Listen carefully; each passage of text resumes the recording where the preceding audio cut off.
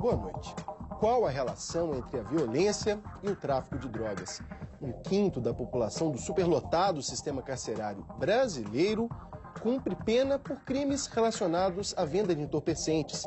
Diante da escalada da criminalidade, a legalização das drogas aparece como uma possível solução para a diminuição da violência. Mas quais são os principais argumentos?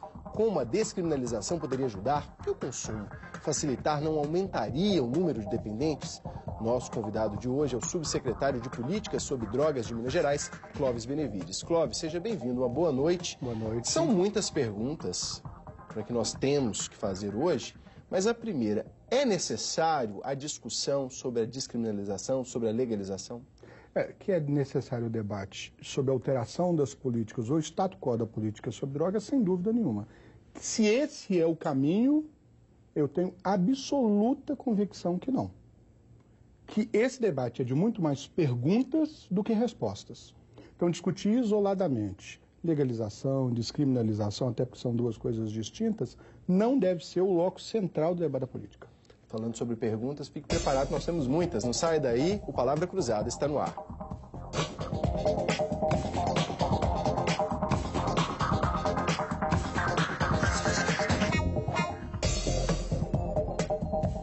E como você sabe, nós convidamos jornalistas para participar do programa conosco. Está aqui, mais uma vez, Eloy Oliveira, agora na TV Alterosa. Nós convidamos a Márcia Bueno de volta aqui da Rádio Inconfidência e também de volta ao programa o jornalista Saulo Barbosa. Você é o nosso convidado principal, central, pode participar, pode ter interação. Infelizmente, esse programa não é ao vivo, mas a sua interação é muito bem-vinda e nós nos comprometemos a ir conversando, porque esse assunto eu sei que tem muita coisa para falar. Gente, sejam bem-vindos. Obrigado pela presença de cada um de vocês.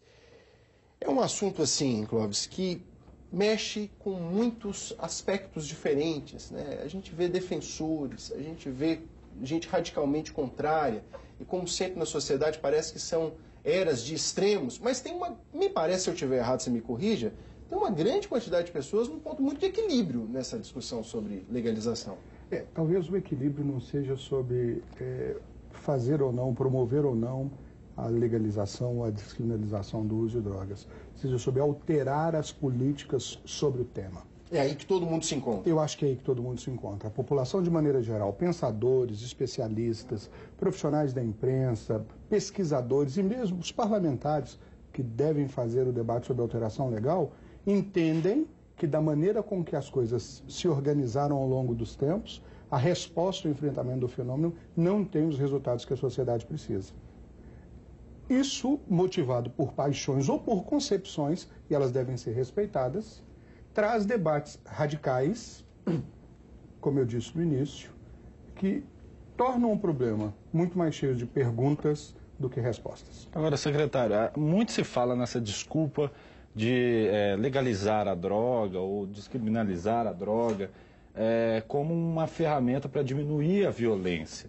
E o que a gente nota, por exemplo, no caso do tabaco, é que mesmo sendo legalizado, o mercado negro por trás dele continua forte.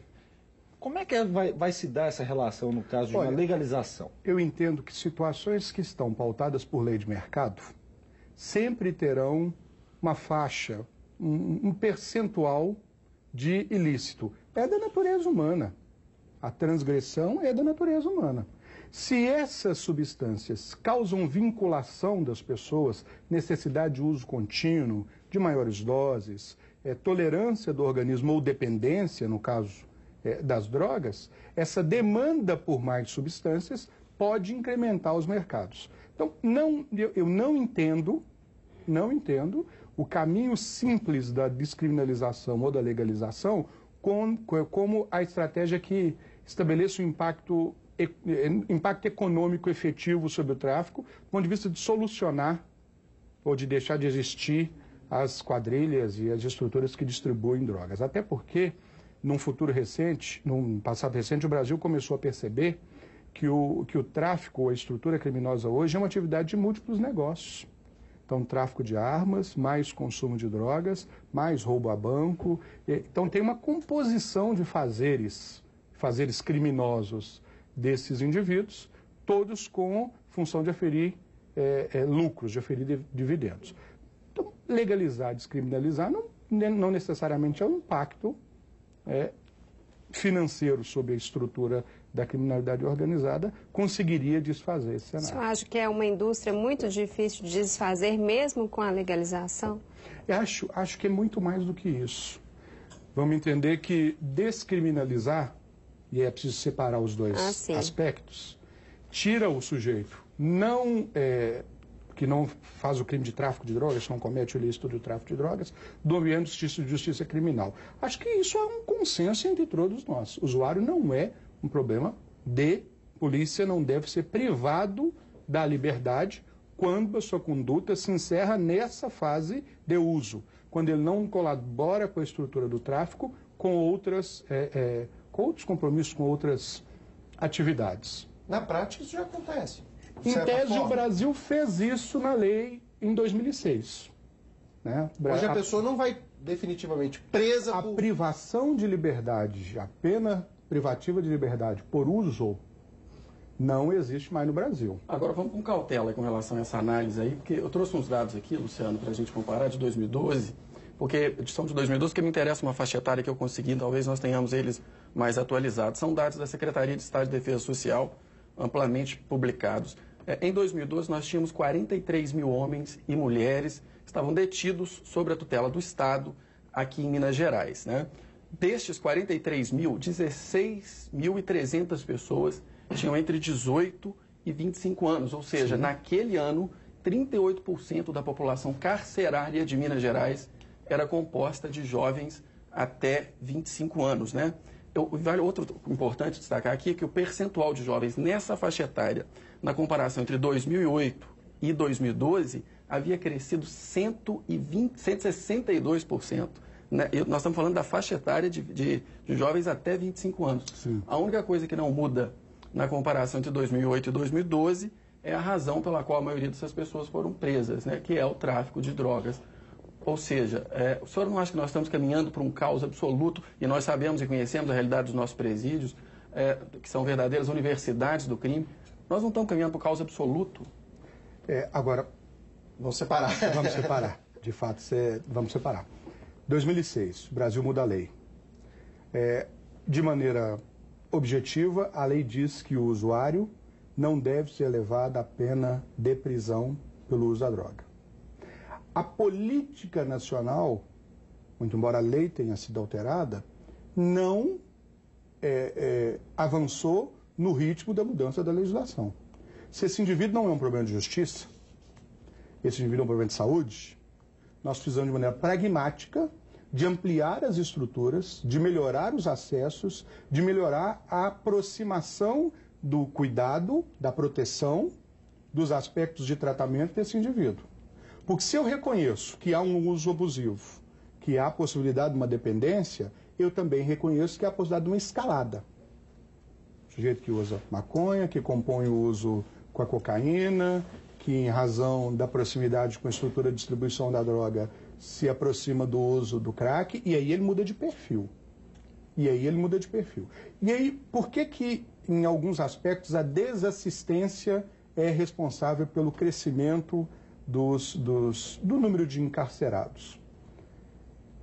Não necessariamente o usuário de maconha, mas o usuário de cocaína, o usuário de crack, sobretudo, que é talvez a droga que hoje represente o maior desafio no contexto da política pública, se vincula à estrutura do tráfico, muitas vezes por razão de conseguir a sua própria quantidade de consumo.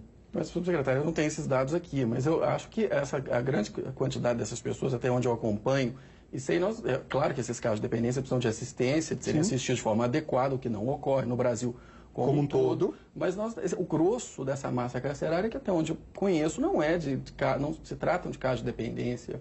Isso me preocupa mas pouco. Até para a gente marcar, né? Porque eu perguntei, a Márcia começou com a história começou ali na Márcia, eu puxei para cá dizendo assim, se a lei, o senhor estava explicando justamente que a lei no Brasil, ela já discrimina. Então é só para a gente emendar. Então aqui no Brasil eu perguntei, então a pessoa não é presa, de fato é o que acontece por utilizar só o uso. Bom. Ou seja, a pessoa foi... até inclusive um grande problema, causa um constrangimento, nós repórteres acompanhamos, ali perto do departamento de investigação, usuários de droga fazendo uso na frente da autoridade policial. Então, a lei assim, muda. É um constrangimento em função da lei, ou seja, Sim. não adianta ele pegar ali, levar lá para o DI e enquadrar a pessoa numa legislação que A não lei aprendeu. muda e o número de indivíduos condenados por tráfico de drogas cresce. Não tenho todas as condições de resposta porque o país ainda não pesquisou com profundidade esse fenômeno. Não pesquisou com profundidade esse fenômeno. Eu atreveria a fazer duas constatações. Dependentes desassistidos podem, em razão da sua dependência, da necessidade do uso da droga, se vincular à estrutura do tráfico e aí serem caracterizados como traficantes, e outros, efetivamente, pelo crime de tráfico de drogas, Que é o- atribuindo talvez a eficiência policial. Que são os dados, por exemplo, do Instituto de Pesquisas da PUC Minas sobre drogas, Luiz Flávio Sapori apresentou esses dados, não me recordo exatamente o ano, que demonstra claramente, com relação ao crack, essa relação direta, ou seja, ele se torna usuário, ele começa a vender para ver se ele consegue se sustentar, porque o crack, infelizmente, tem essa coisa de marginalizar a pessoa, só dá para ela vender droga, você não vê um usuário de crack que tem profissão.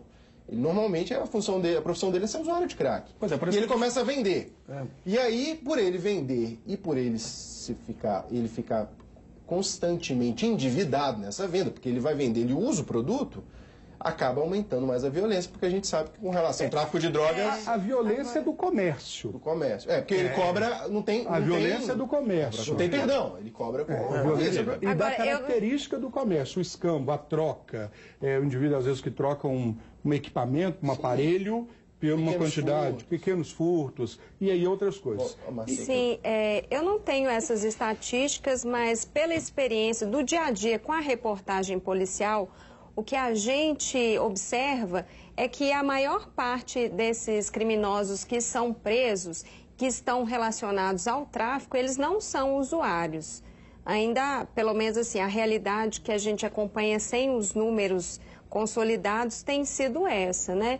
E como lidar, então, considerando esse fato? O senhor fala que a legalização não seria uma solução de grande impacto, mas ela, associada a outras medidas, poderia contribuir? Ou o senhor é terminantemente contra? É impossível ser terminantemente contra a descriminalização, o tirar do ambiente de justiça criminal conduta de uso. É impossível não entender que esse indivíduo doente tem necessidade de assistência em saúde, de assistência ou de retaguarda social, muito mais do que uma medida de justiça, uma medida punitiva. Ponto. Aqueles que não são dependentes, usuários, ou que têm o tráfico como uma atividade comercial, podem não ser impactados por uma medida de legalização.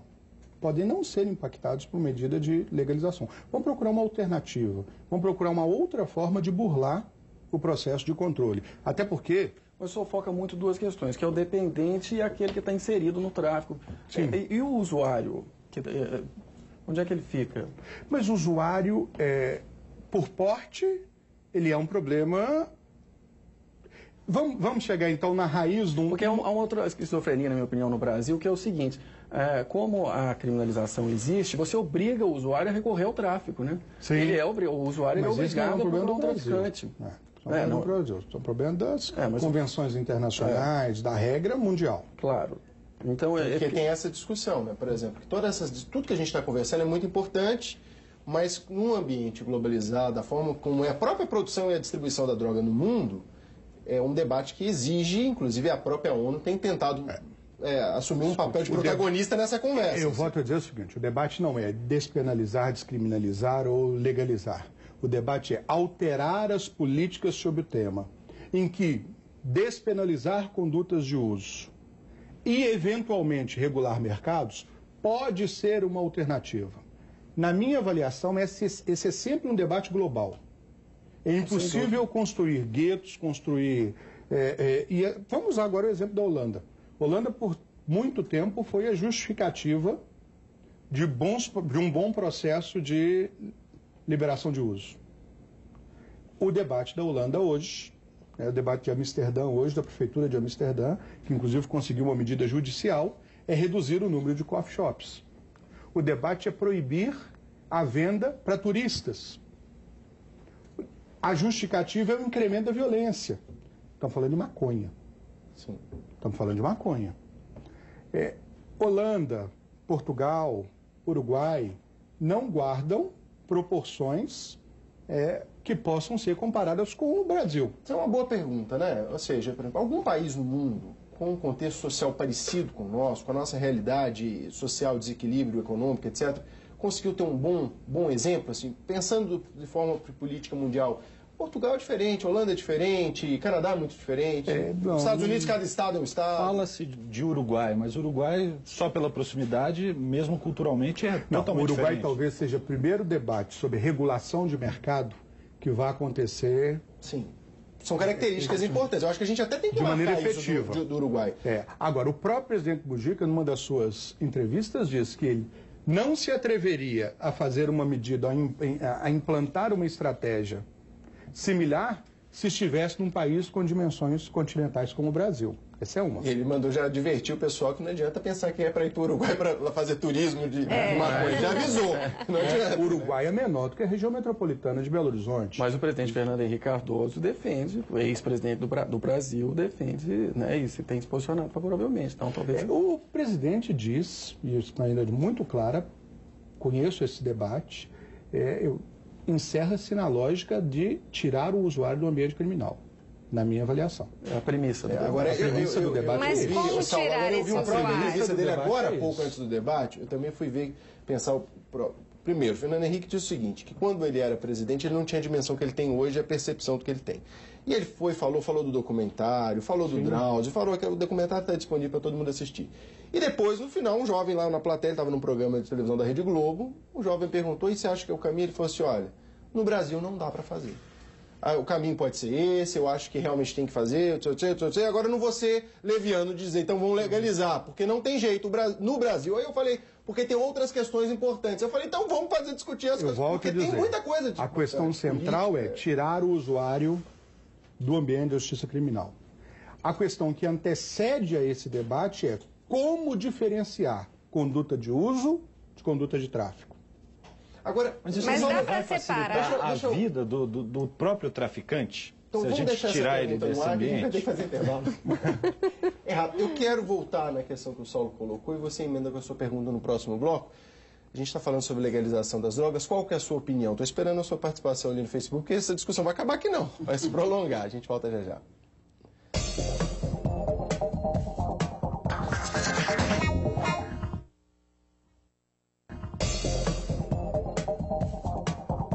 Palavra Cruzada está de volta, hoje discutindo, debatendo, conhecendo argumentos pró e contra a legalização das drogas. E para isso nós recebemos o subsecretário de Políticas sobre Drogas do Estado de Minas Gerais, Clóvis Benevides.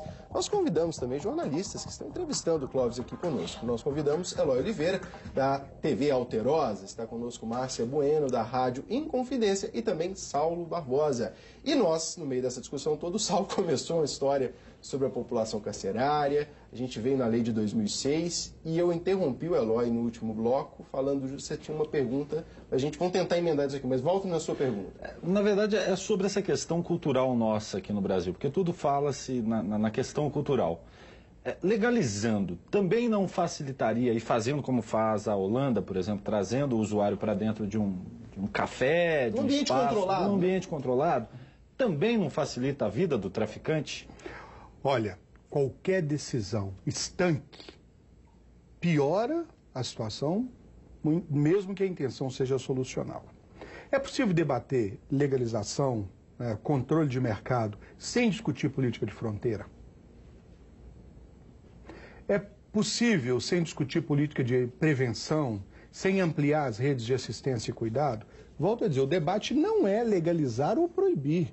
O debate é reorganizar as políticas sobre o tema, discutir de maneira séria a sua vinculação com os problemas relacionados à segurança pública e oferecer ao país um novo desenho de política sobre drogas.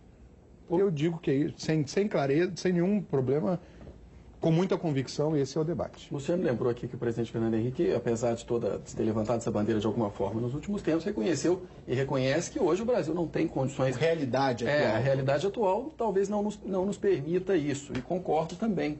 Agora, me remete ao que foi feito no Brasil com o tabaco, que eu tento enxergar como uma esperança, como uma saída. O que aconteceu, se você entre o início da década de 80, entre 1980 e 2010, são dados também do Ministério da Saúde, o número de fumantes no Brasil diminuiu 65%. É o país no mundo. E 4 medidas. Agora, o que houve no Brasil não foi... Enfim, o que aconteceu? São 4 medidas que foram conciliadas, que foram fantásticas e que funcionaram bem. E medidas simples, que foi o quê? Campanhas educativas, proibição da publicidade, que é uma coisa importantíssima, até mais recente, a restrição para os espaços para fumantes, que nós até comentávamos aqui no intervalo, e os alertas nos maços. Ou seja, em 30 anos, não foi também uma coisa que aconteceu do dia para a noite, nós não diminuímos o número de fumantes no Brasil num passe de mágica, são 30 anos, mas caiu 65%. Faço uma pergunta quase que maldosa para o senhor. O senhor acha que se nós tivéssemos proibido o tabaco na década de 80, nós teríamos chegado hoje, 2014, com um resultado tão efetivo, uma queda de 65% no número de usuários? Não, dúvida nenhuma nesse sentido. Nenhuma dúvida. Mas a estratégia de comércio de um produto com efeitos como o tabaco, muito embora por vista da dependência, em alguns aspectos com algumas substâncias, haja equilíbrio ou vinculação superior. O cigarro e o álcool causam muito mais dependência do que algumas substâncias, mas são questões totalmente distintas. Eu, por exemplo, tive a honra, o prazer de ter como primeiro orientador o professor Elias Murat, o autor da lei do tabaco no Brasil. O autor da lei do tabaco. Que é a lei 96/94. O Brasil é o país no mundo que mais reduziu o número de tabagistas. E enfrentou de maneira radical. Mas ele também, nesses anos... Simples, né? Radical, mas simples. Né? Mas também nesses anos, aumentou, por exemplo, as estratégias e as possibilidades assistenciais no ambiente da saúde. Não estou convencido disso. Sim, o Instituto Nacional do Câncer ganhou capacidade de pesquisa, novas técnicas e assim por diante. Mas as 4 medidas, você tem absoluta razão, são medidas relativamente simples que promoveram uma mudança cultural no Brasil na sua relação com o tabaco. Mas a gente só queria fazer diferenciar a indústria da ilegalidade existe, permanece. Mas eu acho que talvez o ponto central, a questão é droga do mesmo jeito, só que ninguém fuma um cigarro e entra em paranoia por causa desse cigarro e sai por aí.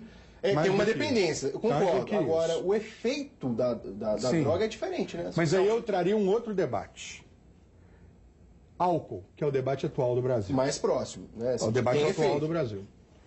Há consenso entre nós, sociedade brasileira, a favor da blitz da lei seca, mesmo aqueles indivíduos que foram flagrados em algum momento, entendem que aquela medida é expressiva. O impacto sobre acidentes de trânsito é claro, é conhecido. Maconha tem uma das possibilidades que é a alteração de percepção de tempo e distância, nas suas potencialidades lá de efeitos imediatos.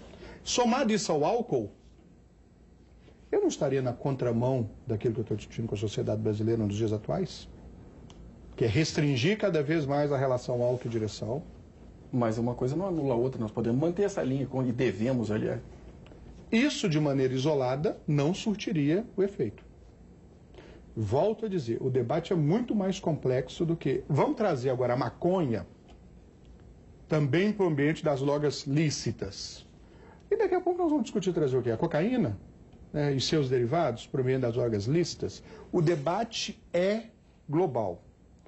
E eu entendo que a possibilidade global se limita a mudar o aspecto de tratar o usuário, deixar de tratar o usuário no ambiente criminal e passar a tratar o usuário de maneira integral no ambiente de saúde, no ambiente de cuidado.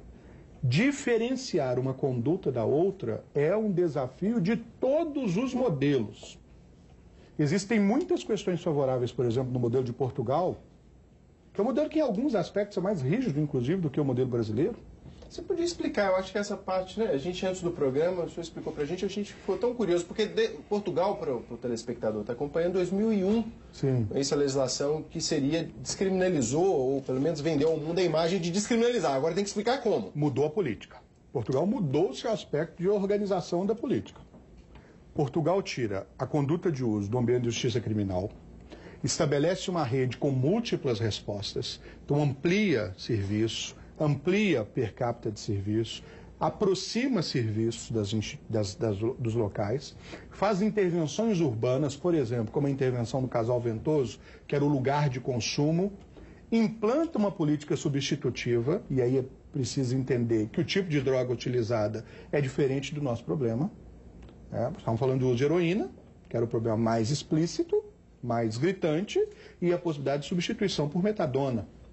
É uma substância controlada, em que você isola o grupo de usuários e faz a política substitutiva. Eu vinculo esse usuário ao sistema de saúde e vou, então, ele trata a abstinência dele eu vou administrando uma substância sintética, uma droga, em substituição ao uso da heroína, sobretudo naquele espaço depreciado. A intervenção urbana, que é desconstruir o bairro, fazer uma intervenção de urbanização e assim por diante, e a mudança da porta de entrada. O indivíduo, uma tabela classificatória, me esqueci disso, de definir quantidade de consumo, o que é considerado consumo, o que é considerado consumo para uso, a partir de quando o indivíduo começa a ter uma relação com esse novo sistema que ultrapassa a condição de usuário. E aí Portugal colocou todas essas medidas em funcionamento. Do ponto de vista da governança, Portugal também tomou uma decisão estratégica. Ela centralizou a decisão, todas elas, da política pública, até que elas tivessem maturidade, agora 10 anos depois isso acontece, para serem devolvidas às suas áreas específicas. Então criou o Instituto de Droga-Dependência, o instituto que centralizou todos os aspectos daquela estratégia. E aí ele mudou um paradigma. Ponto. Para Portugal, temos que considerar a sua dimensão, temos que considerar o orçamento. Na época da criação eram 70 milhões de euros, investidos exclusivamente no orçamento do Instituto de Drogas, e uma série de outras medidas que acabou por despenalizar qualquer conduta de uso. Mas com relação a quem produz e a quem vende, se a gente fosse transpor esse modelo para o Brasil nas devidas proporções, na nossa realidade... Quase que integralmente inviável hoje. Sim, vamos pensar, por exemplo, em mercado de produção. O Brasil tem uma agricultura altamente subsidiada. Investir em subsídio para feijão, soja ou para plantio de maconha. Entendendo que a maconha produzida no território brasileiro é considerada sem qualidade. Nós consumimos a maconha paraguaia quase na sua totalidade. Nós consumimos a cocaína Peru, Bolívia, Colômbia. Nós já investimos em política de fronteira de maneira satisfatória?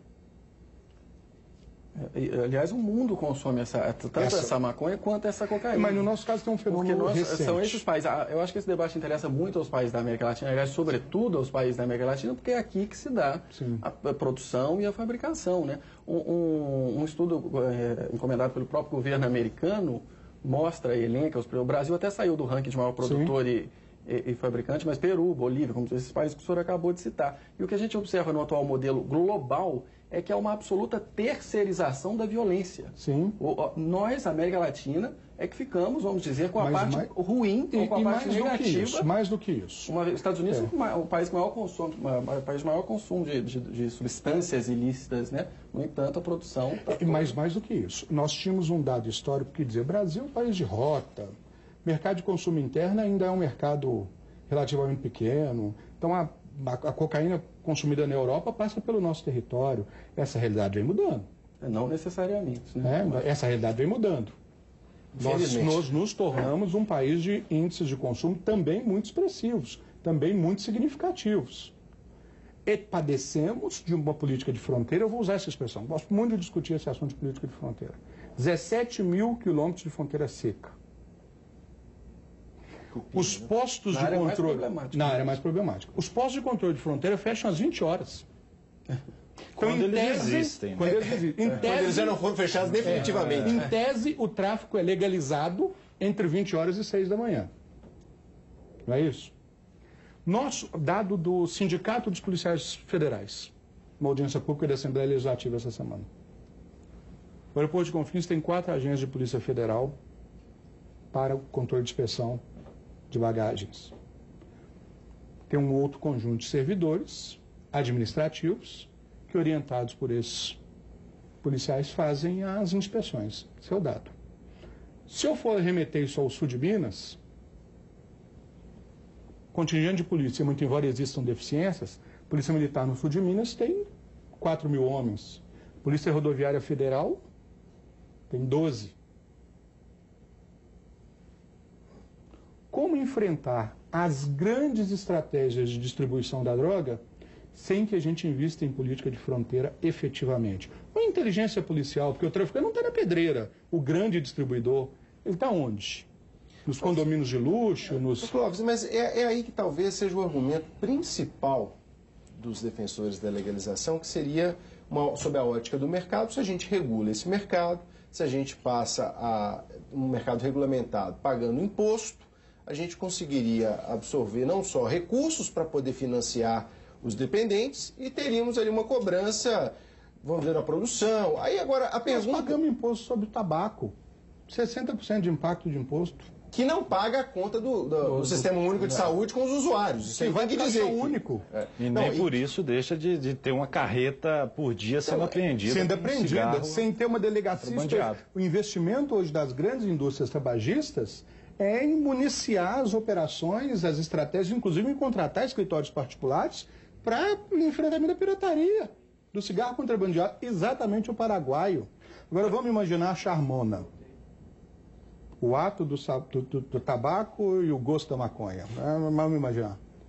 É um debate, eu não estou dizendo que não haja necessariamente a possibilidade de um debate sobre despenalização, legalização e até regulação de mercado, se o mundo entender dessa forma. Porque, por exemplo, no Uruguai, a gente citou isso, porque a gente está falando das duas pontas. No Uruguai, me parece que o modelo do Mujica é o seguinte: ele disse que estava perdendo a guerra, eu vi algumas entrevistas deles, a gente está perdendo, a gente não está conseguindo resolver essa questão da guerra contra o tráfico, então a gente vai regulamentar esse mercado.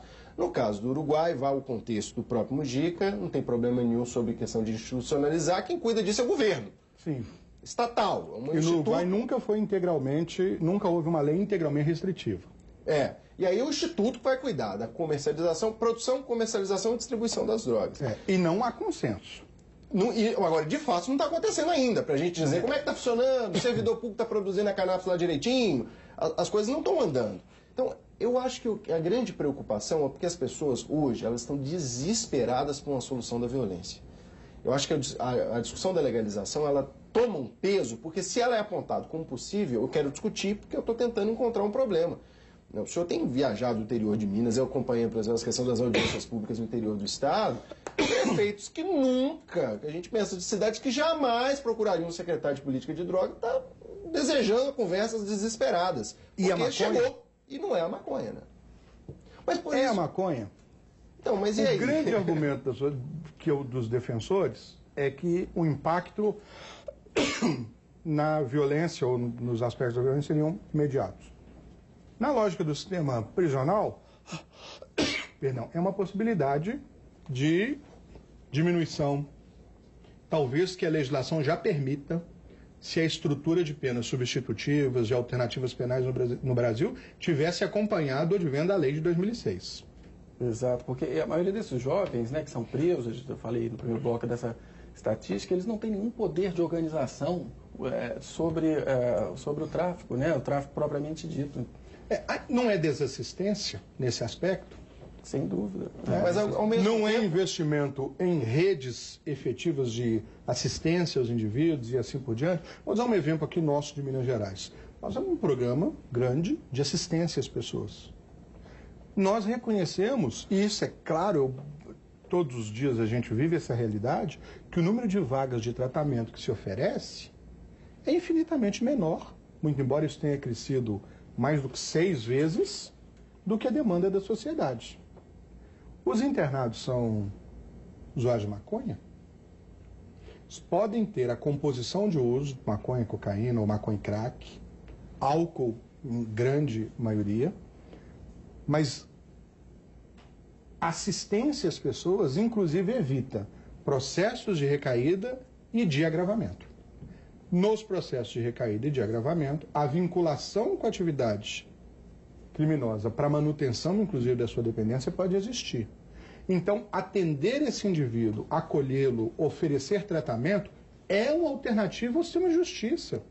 Eu acho Sim, mas nós temos isso não- jovens que são presos que também são homicidas, que estão relacionados ao tráfico e que eu acredito que são a grande maioria e que não são vítimas de um problema de desassistência na área de saúde. Exatamente. Aí, para deixa eu esses aproveitar casos, isso. houve... Essa pergunta da Márcia, assim, que é um comentário pertinente, eu sei que vai desenrolar mais um tempinho aí para responder. A gente tem que fazer aquele breve intervalo que a gente vai providenciar uma aguinha. Ok. A aguinha, você também pode tomar a sua. A gente volta daqui a pouquinho.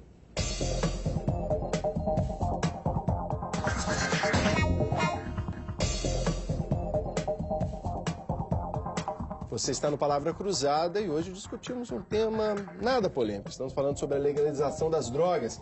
Qual a sua opinião? Você tem opinião formada? O que a gente acabou descobrindo aqui nos 2 primeiros blocos, recebendo o subsecretário de Política sobre Drogas do Estado de Minas Gerais, Clóvis Benevides, é que o nosso problema é o tráfico de drogas. O problema das drogas é uma realidade da sociedade brasileira que precisa ser combatido. Principalmente esse tráfico relacionado à violência. Ninguém aguenta mais.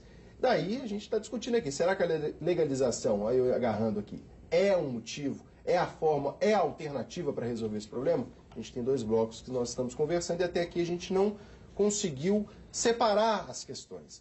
A gente está falando agora sobre é necessário uma mudança na legislação, ou seja, a gente precisa de mudanças. O Saulo, no primeiro bloco, trouxe umas informações sobre o aumento da população carcerária e aí até eu ia acrescentar, Saulo, que desse aumento de quase 62% aí, em termos de Brasil, depois da lei de 2006, tem muita gente que atribui esse aumento, dizendo, olha, mas a gente está prendendo mais, ou seja, o país está carcerando. Tem mais eficiência. Só que o tráfico aumenta proporcionalmente, ou os crimes violentos aumentam. Vocês já conseguiram, assim, mapear isso, secretário? Assim, achar onde que é a raiz do problema? Eu volto a dizer, nós padecemos de uma política nacional de segurança pública, com impactos efetivos sobre a estrutura do tráfico.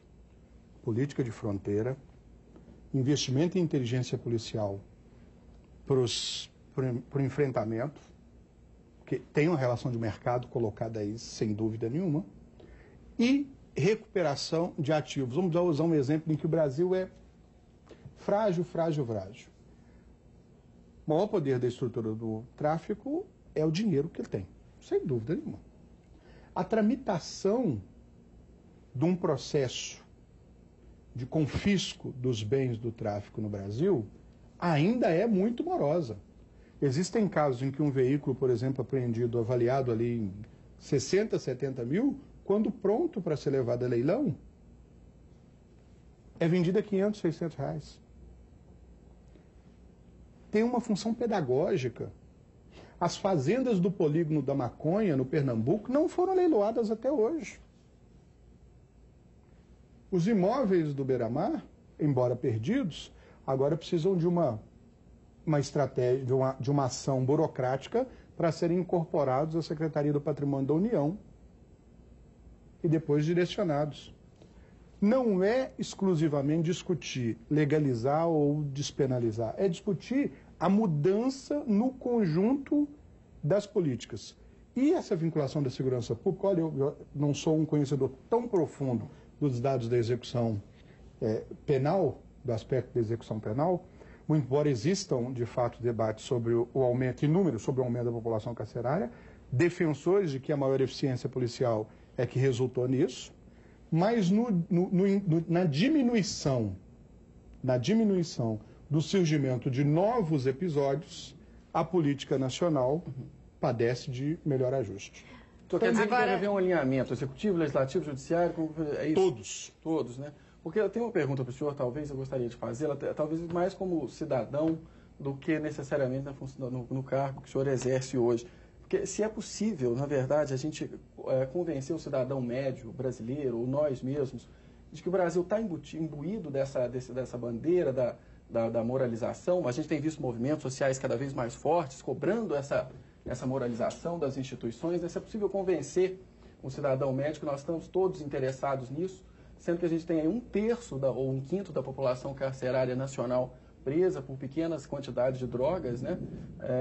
Enquanto lá o senhor Rogério Almeida Antunes, piloto, que transportava 445 quilos de pasta base de cocaína no helicóptero do senhor Perrella, está solto. Foi solto no início de abril. Então a gente consegue convencer, olhar para o cidadão médio, para os nossos irmãos, para os nossos filhos e dizer, olha, o Brasil quer se moralizar e vai se moralizar. Eu não me atreveria a comentar um processo que não conheço. Mas entendo que estamos todos sujeitos ao que a lei determina. A análise do juiz do processo é da lei. A análise do Ministério Público que denuncia é da lei.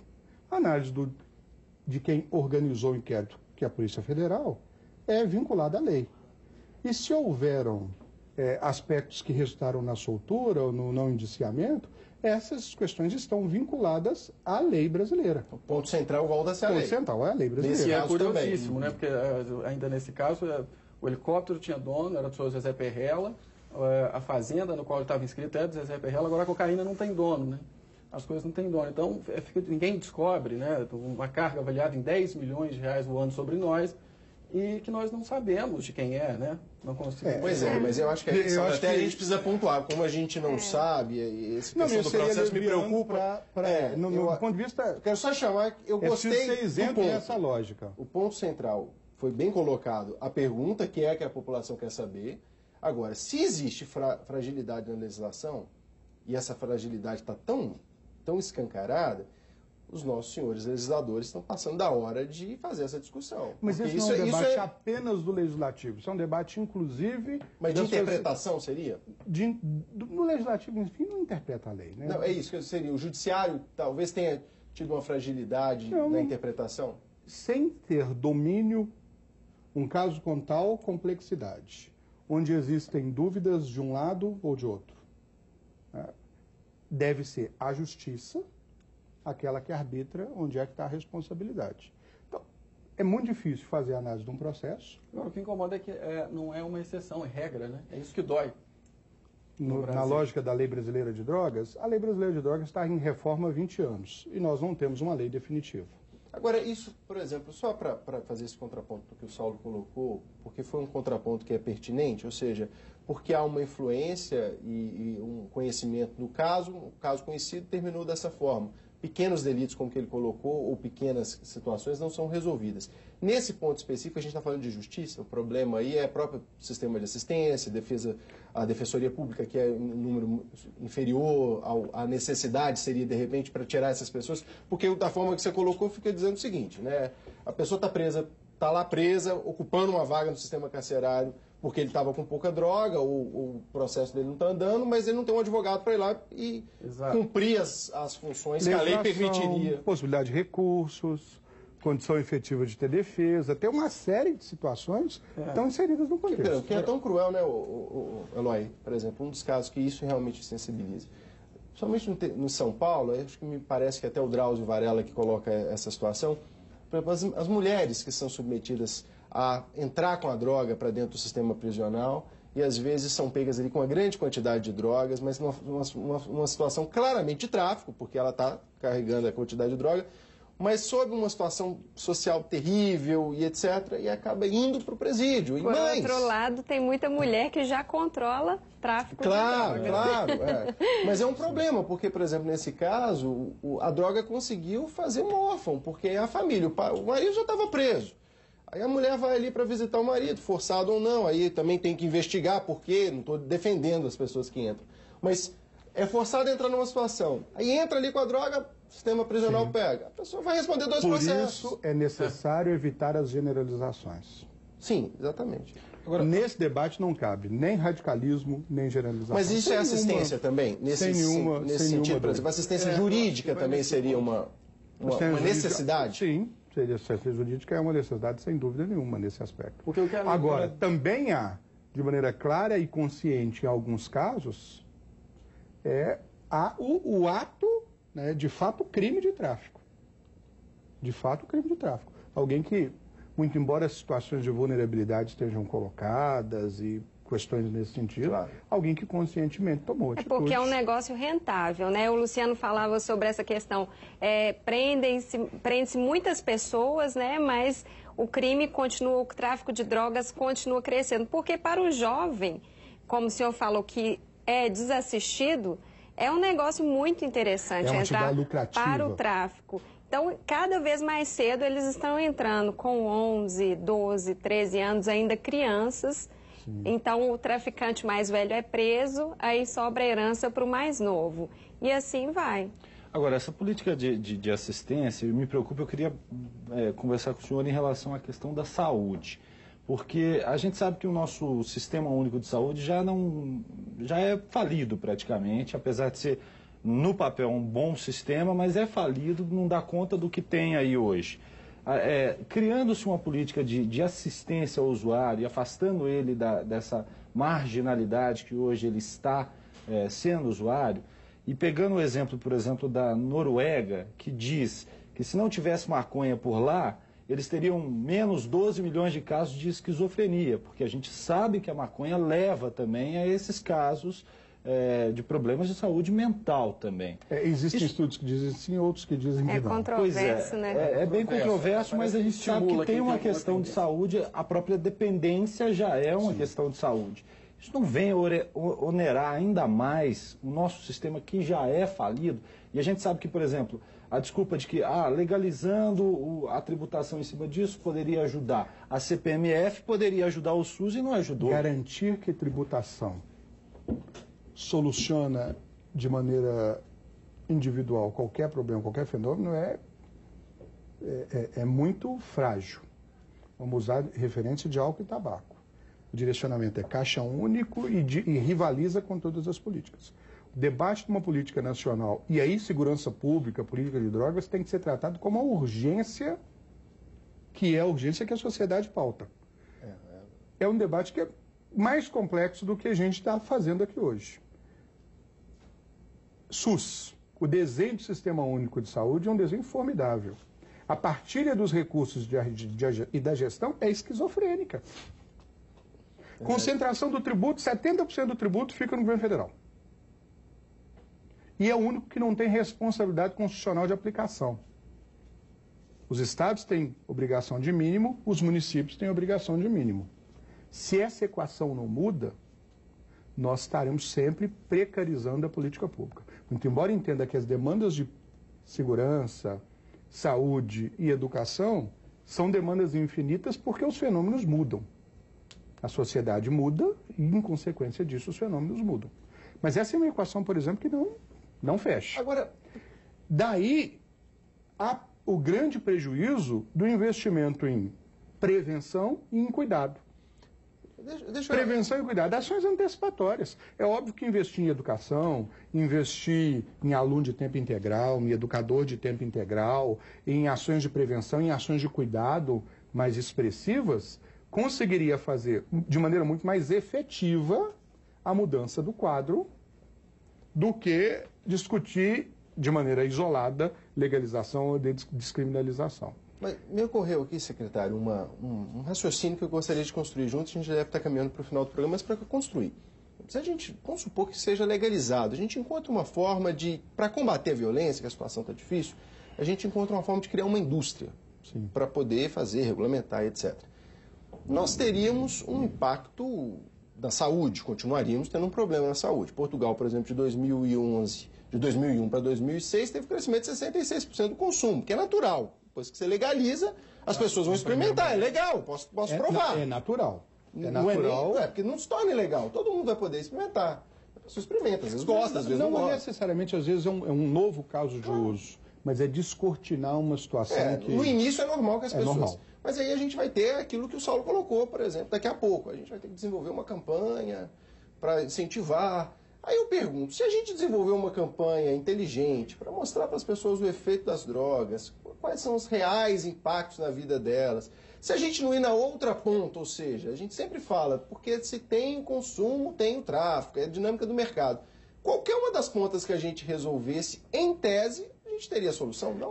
Primeiro... Se atacasse lá na prevenção. Se ninguém utilizasse, teria para quem vende. Eu só não entendo que é possível fazer de maneira isolada. É investir de maneira muito forte na repressão das grandes quadrilhas, das grandes estruturas do crime, sobretudo na questão do controle das fronteiras, ampliar os aspectos da atuação de prevenção. O Brasil não tem trajetória, não tem tradição de investimento de prevenção. Né, no cenário mundial, esses casos, igual, por exemplo, o caso que o Saulo contou, são comuns. Assim, grandes apreensões que não terminam, que não dão em nada. E melhorar as redes de assistência. Acho que os 3 investimentos, eles só têm efetivo resultado se somados. Mas qual deles seria mais urgente?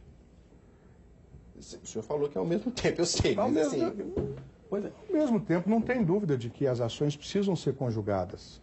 As ações precisam ser conjugadas. Nossa experiência aqui em Minas, por exemplo, discutir o programa de Estado, que é o Aliança pela Vida, ele fortalece ações de repressão, com a criação do departamento especializado no âmbito da Polícia Civil, ampliando as redes de cuidado, rede complementar, cartão aliança, outras estratégias também, estratégias hospitalares, estratégias uniões da rede SUS, e investindo em prevenção. Que nessa hora que a gente está falando aqui, a realidade é assim, o telespectador que está em casa, amanhã ele vai entrar em contato com a Rede Minas ou aqui agora pelo Facebook e vai perguntar para o senhor o seguinte, eu tenho um filho em casa, eu queria saber o que a gente faz para resolver o problema. Essa é a realidade. Assim, de fato a gente discutiu, falou, problematizou, mas quem está dentro de casa sofrendo quer uma solução. Eu isolaria duas questões. Óbvio que a questão de prevenção é uma questão de construção.